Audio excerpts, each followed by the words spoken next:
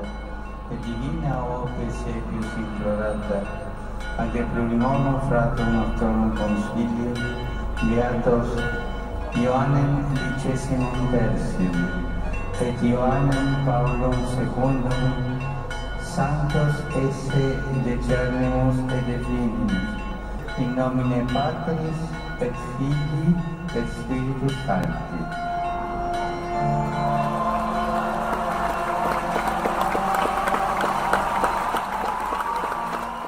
Ce sont deux grands saints, deux papes qui ont quand même beaucoup marqué l'Église. Le pape Jean XXIII, on le connaît bien. On était surpris de cette décision de l'Église, de faire un concile. C'était fabuleux. On l'attendait depuis longtemps. Il fallait réformer l'Église. On l'appelait le bon pape, oui. Très simple, avec beaucoup d'humour. Et il voulait que l'Église s'ouvre au monde. J'ai vu arriver Jean XXIII. On était sur la place, c'était magnifique, parce qu'il a eu des paroles extraordinairement simples. Il a dit « Je suis bon, rentrez chez vous, embrassez vos familles, embrassez vos enfants, embrassez tout le monde. Je suis votre père. » Il était très bon, très famille, et moi ça m'avait beaucoup touchée.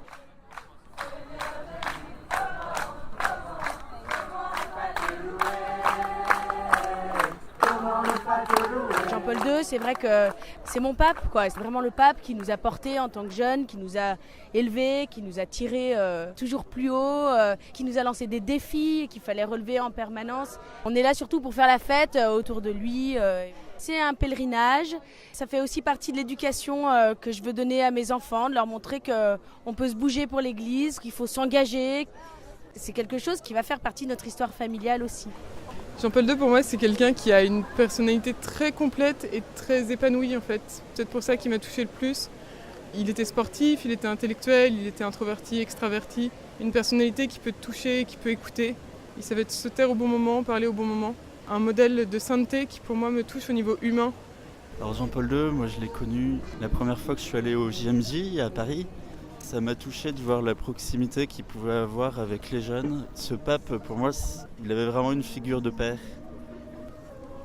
J'étais toujours un peu émerveillé de voir comment il pouvait comprendre notre vie et nos problèmes. Pour nous, c'est un pape qui nous a réveillés, qui nous a assurés dans notre foi, qui nous a donné une certaine confiance. C'est le « n'ayez pas peur ».